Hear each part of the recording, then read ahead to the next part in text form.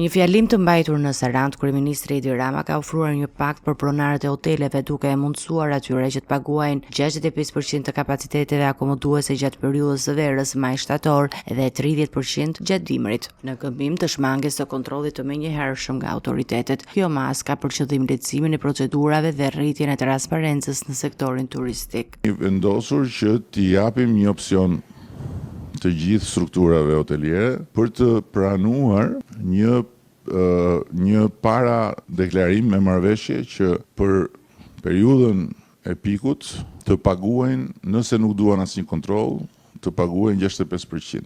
65% është, besoj, shumë e ulët në raport me të vërtetën, por ne duam që ta fillojmë me 65% uniform dhe kush paguan 65% të zënë për gjithë periudhën maj shtator në mos gabohem, nuk ka asnjë kontroll, por ka mbrapa dhe 30% e periudhës dimrit. Gjithashtu, Rama ka shpadur se 500 investitorit e parë që do të investojnë në agroturizëm do të kenë përfitime nga një periudhë pa taksa për 10 vitet e para. Në lidhje me mbikëqyrjen e plazheve, Rama i ka njoftuar përdorimin e dronëve për monitorimin e administratës së hapësirave në plazhe dhe për të siguruar që shlezlonët dhe shërbimet të ofrohen në përputhje me standardet. Aktualisht kemi bërë planin e mbikëqyrjes plazheve me dron dhe në mënyrë të përditshme do të marrë informacion mbi pikërisht mënyrën si administrohet hapësira e plazheve dhe po bëjnë dhe disa trajnime të tjera me këta të gjeo hapësirës. Kryeministri gjithashtu diskutoi përdorimin e inteligjencës artificiale për të mbikëqyrur aktivitetet e biznesit. Ky model synon të zëvendësojë inspektimet fizike dhe të sigurojë rritjen e efikasitetit dhe transparencës. Ne tani po krijojmë bashkë me Microsoftin modelin e inteligjencës artificiale që do bëj si thosh ato që sot e bëjnë fizikisht inspektorët për të parë nëse ti e ke shkelur kasën atë butonin në mënyrë të rregullt apo ke bërë hile. Modeli është duke u trajnuar edhe rezultatet janë fantastike, që do të thotë që gjithë procesi do jetë i mbikëqyrur në shkallë kombëtare nga një inspektor virtual. Rama përmendi gjithashtu rëndësinë e hyrjes së Shqipërisë në Bashkimin Evropian, duke thënë se vlera e pronës do të dyfishohet menjëherë.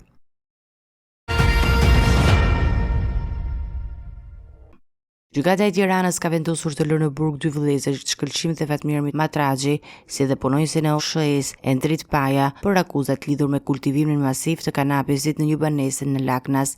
2 vëllezërit, të cilët ishin kthyer nga Anglia, kishin përshtatur katin e dytë të shtëpisë për kultivimin e bimëve narkotike të kanabisit, duke instaluar pajisje të posaçme për të krijuar kushte optimale për rritjen e tyre. Policia ka sekuestruar një sasi të konsiderueshme bimësh kanabis, të gjetura në një fazë të avancuar të zhvillimit, si dhe një sasi droge të paketuar, gati për të shpërndarë në treg. 2 vëllezërit akuzohen për kultivim dhe shpërndarjen e narkotikëve, ndërsa Endrit Paja, punonjës i OSH-s, është arrestuar për shpërdorim detyre, pasi dyshohet se ka favorizuar aktivitetin kriminal duke mos evidentuar lidhjen e palishme të energjisë elektrike për shtëpinë e përdorur për kultivim. Ky rast ka të rënditur komunitetin duke vënë pa përfshirjen e individëve nga sektori publik në aktivitete kriminale dhe abuzimin me detyrën e besuar. Hetimet po vazhdojnë për të zbardhur më tej këtë aktivitet palishëm edhe për të identifikuar persona të tjerë të mundshëm të përfshirë në këtë rrjet palishëm.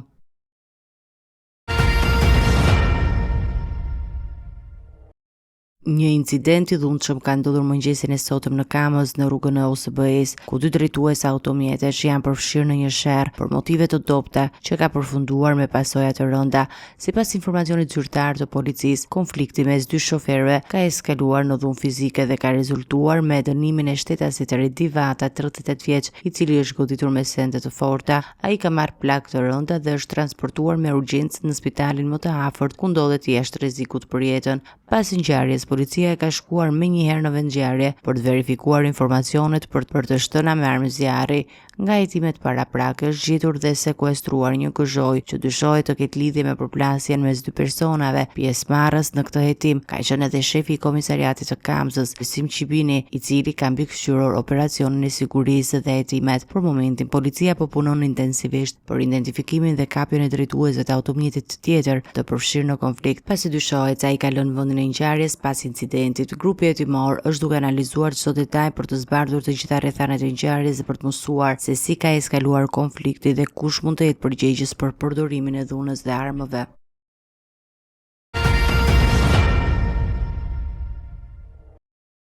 Një zjarr i fuqishëm shpërtheu mëngjesin e sotëm në një apartament në katin e parë të një pallati në lagjen e vjetër të Bulqizës, duke shkaktuar plagë të rënda për Xhevdet Sarën, 70 vjeç, i cili nuk mundi të mbijetonte lëndimeve.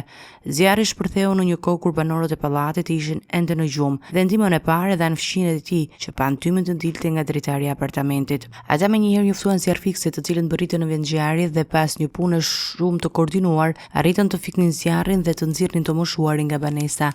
Në momentin e shpërthimit të zjarrit, Xhevdet Sara jetonte vetëm me bashkëshorten e cila nuk ishte në shtëpi në momentin e ngjarjes, pavarësisht ndërhyrjes së shpejtë dhe transportimit të tij në spitalin e Bulqizës. Xhevdet Sara ndroi jetë pas disa orësh si pasojë e djegjeve të rënda. Hetimet e para kanë nxjerrë dyshimet se zjarri mund të ketë shpërthyer nga një rezistencë elektrike që i moshuari kishte lëndezur gjatë natës për ngrohje. Ajo që është e sigurt është se ai nuk ka patur mundësi të largohej nga apartamenti, pasi flakët u përhapën shumë shpejt dhe i pamundsuan çdo mundësi për të shpëtuar. Për të zbardhur shkaqet dhe rrethanat e ngjarjes, një grup hetimor i ngritur nga autoritetet ka nisur hetimin. Ata po punojnë për të konfirmuar nëse rezistenca ka qenë shkaktari i zjarrit apo ka pasur dhe faktorë të tjerë që kanë kontribuar në shpërthimin e tij.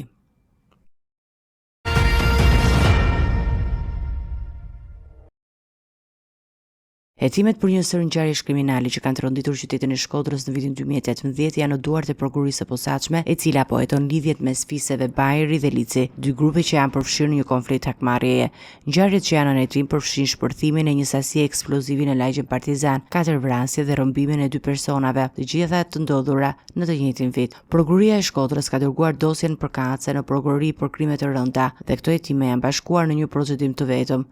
Muajt e fundit SPA ka kryer veprime hetimore aktive për të zbardhur ngjarje dhe për të identifikuar autorët e mundshëm.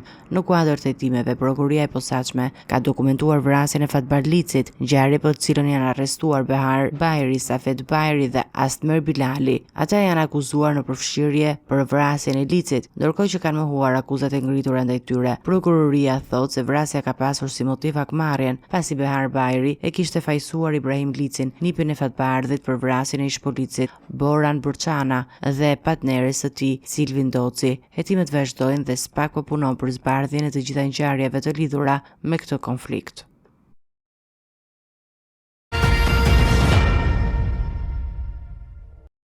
Policia e shtetit ka njoftuar planet e siguruara për ndeshjen e futbollit mes Shqipërisë dhe Andorrës, që do të luajë mbrëmjen e kësaj të hëne në stadiumin Arena Kombëtare. Për të garantuar rendin dhe sigurinë gjatë zhvillimit të ndeshjes, do të ketë kufizime të rrepta në qarkullimin e mjeteve nga ora 15 deri në përfundim të ndeshjes në disa akse të caktuara rrugore rreth stadiumit. Për këtyre masave do të ndikojnë bulevardi Dëshmorët e Kombit, rruga Papa Gjon Pali 2 dhe rruga Lek Dugagjini nga Ish-Garda e Republikës deri te stadiumi, si dhe akse të tjera të zonës përreth. Në kuadër të këtyre masave, policia do të kryejë ekskortimin dhe sigurimin e ekipeve të futbollistëve të Shqipërisë dhe Andorrës nga aeroporti i Rinazit deri në hotel, stadiumit dhe e kthim. Po ashtu do të kryen kontrolle të rrepta për të parandaluar futjen e sendeve të kundërligjshme në stadium si piroteknike, flakadan dhe do të monitorojnë të gjitha mjediset e stadiumit përpara se tifozët të futet. Në lidhje me sigurinë e aktiviteteve sportive, policia ka theksuar se veprimet e dhunshme në stadium përbëjnë kundravajtje penale. Kështu hedhja e sendeve të forta, përdorimi i lëndëve piroteknike dhe hyrja në fushën e lojës nga persona të pa autorizuar do të ndëshkohen sipas kodit penal me gjoba të rëndësishme që mund të arrijnë deri në 100.000 lekë ose deri në 3 muaj burg në rast se pengohet zhvillimi normal i aktivitetit sportiv. Policia apelon për respektimin e rregullave dhe për sigurinë e të gjithë atyre që do të jenë pjesë e këtij eventi.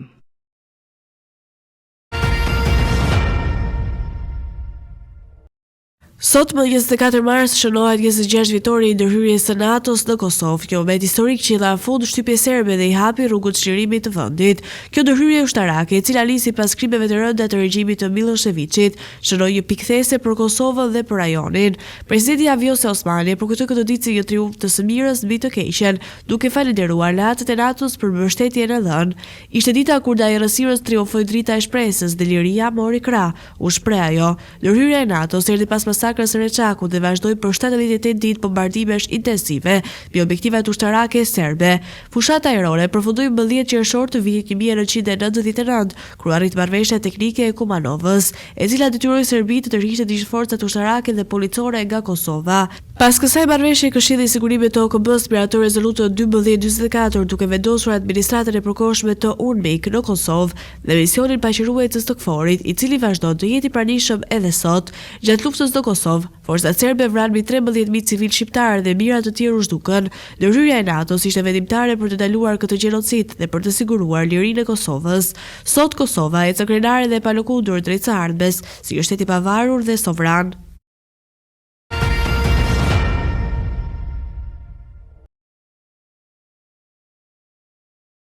Zjarri tragjik që shpërtheu mëngjesin e 16 marsit në diskotekën Puls në Koçan, Maqedoninë e Veriut, ka marrë jetën e 59 personave dhe ka lënë të lënduar rreth 200 të tjerë.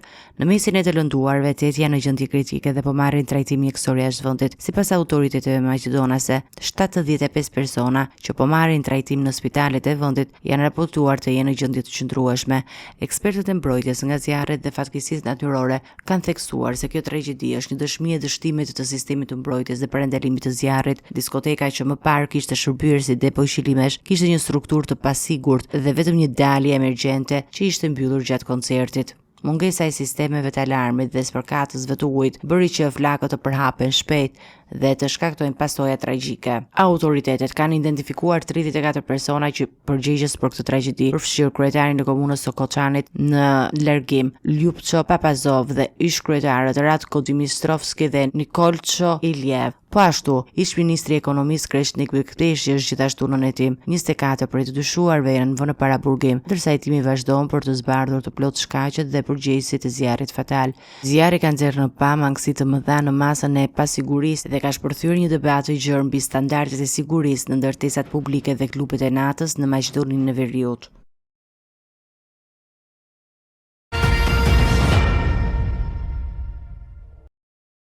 Një sulm ajror izraelit goditi të dielën në spitalin Nasser në Khan Younis, duke vrarë Ismail Barhom, kryeministrin e ri të Hamasit, i cili sapo kishte marrë detyrën. Sipas burimeve zyrtare palestineze, sulmi shkaktoi dhe vdekjen e një 16 vjeçari, i cili ishte në fazën e rikuperimit pas një operacioni, si dhe plagosjen e disa personave të tjerë. Hamasi cilësoi sulmin si një akt barbar, duke akuzuar Izraelin për shkelje të drejtave ndërkombëtare dhe për vrasjen e civilëve të pafajshëm. Nga ana tjetër, ushtria izraelite e konfirmoi sulmin duke pretenduar se Barhom përdorti spitalin si bazë operacionale. Sipas autoriteteve izraelite, eliminimi i tij është pjesë e një strategjie më të gjerë për të dobësuar udhëheqjen dhe kapacitetet ushtarake të Hamasit. Ky sulm vjen pasi valet e goditjes ajrore të Izraelit në Gaza, që ka shkaktuar 10 viktima, mes tyre gra dhe fëmijë. Ndërkohë tensionet në rajon mbeten të larta, ndërsa Hamasi ka kërcënuar me hakmarrje të ashpër pas vrasjes së liderëve të tij kryesor. Kjo është hera e katërt brenda një jave që janë antar i lartë i byros politike të Hamasit vritet nga sulmet izraelite. Ndërsa luftimet vazhdojnë, komuniteti ndërkombëtar bën thirrje për ndalimin e dhunës dhe gjetjen e një zgjidhje për krizën humanitare në Gaza.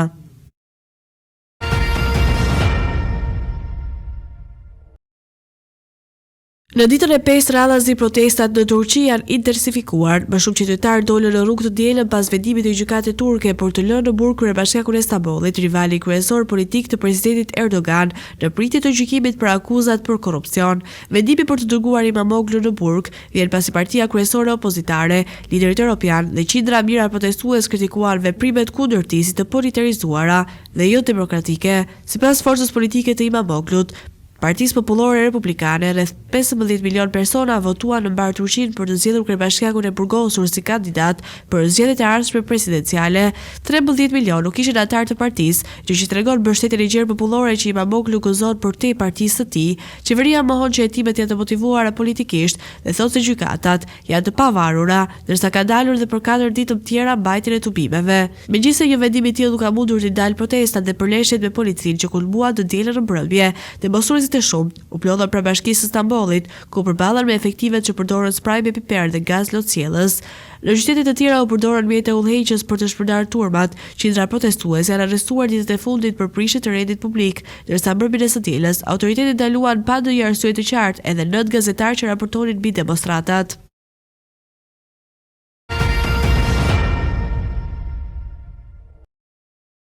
Bisedimet mes përfaqësuesve të Shteteve të Bashkuara dhe Ukrainës përfunduan të dielën në Riyadh me qëllim koordinimin e hapave të ardhshëm drejt një marrëveshje për arpushim në Ukrainë. Ministri i Mbrojtjes i Ukrainës Rustem Umerov deklaroi se diskutimet ishin konstruktive dhe kuptimplota, duke theksuar se palët trajtuan çështje kyçe si siguria dhe energjia.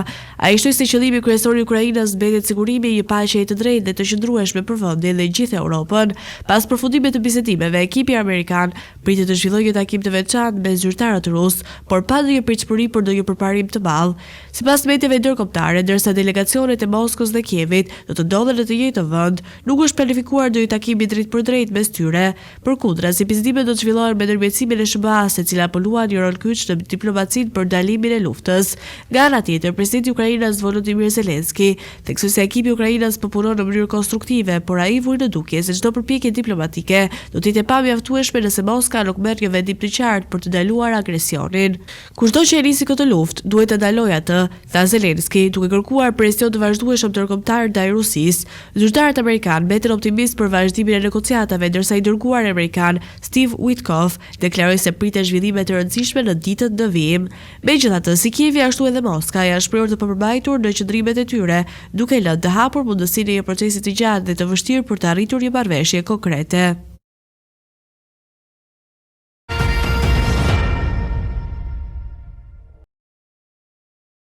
Usha Vance, bashkëshortja e së vendës presidentit amerikan J.D. Vance, do të udhëtojë në Greenland këtë të njëjtën si pjesë e një delegacioni amerikan, në një kohë kur presidenti Donald Trump vjen të promovojë idenë e aneksimit të këtij territori strategjik danez. Sipas shtëpisë së bardhë, delegacioni do të vizitojë vende historike, do të jetë me trashëgimin e rajonit dhe do të marrë pjesë në garën kombëtare të qenëve. Delegacioni amerikan do të kthehet në SBA më 29 mars. Përveç Vance, në vizitë do të jetë këshilltari për sigurinë kombëtare të shtëpisë së bardhë, Mike Waltz, dhe sekretari i energjisë Chris White, të cilët pritet të dalojnë një bazë ushtarake amerikane në ishull. Kjo vizitë ka shkaktuar reagime pasi Waltz konsiderohet një nga njerëzit më të afërt të Trumpit dhe sipas kryeministrit të Greenlandës, Newt Edge, prania e tij është një provokim. Edge paralajmëroi se vizita mund të rrisë presionin amerikan për realizimin e planeve të Trump. Presidenti amerikan Donald Trump ka theksuar disa herë që nga marrja e mandatit të tij të dytë më 20 janar se Greenlanda duhet të bëhet pjesë e SBA-s, duke deklaruar se kjo do të ndodhë në një mënyrë apo në një tjetër. Greenlanda, përveç se një territor strategjik për mbrojtje raketore amerikane, ka burime të pasura minerale që mund të jenë me rëndësi për ekonominë e Shteteve të Bashkuara të Amerikës. Megjithatë, si qeveria e Greenlandës, ashtu dhe ajo e Danimarkës, kanë kundërshtuar prerëzi çdo përpjekje për aneksimin e territorit nga SBA-ja.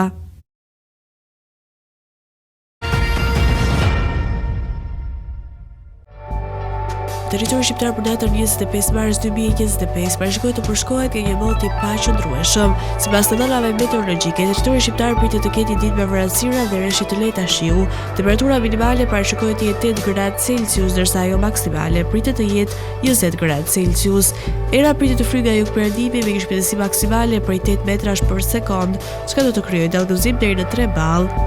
Ndërsa temperaturat minimale dhe maksimale për disa nga qytetet kryesore të Shqipërisë do të jenë si vijojnë. Shkodër 13 deri 16 gradë Celsius, Kukës 11 deri 18 gradë, Peshkopi 9 deri 17 gradë Celsius, Tiranë 13 deri 20 gradë, Durrës 12 deri 15 gradë Celsius, Kavaj 12 deri 16 gradë, Elbasan 12 deri 16 gradë Celsius, Berat 13 deri 19 gradë, Korç 8 deri 14 gradë Celsius, Vlorë 13 deri 19 gradë, Gjirokastër 8 deri në 10 gradë, Sarand 12 deri 15 gradë Celsius,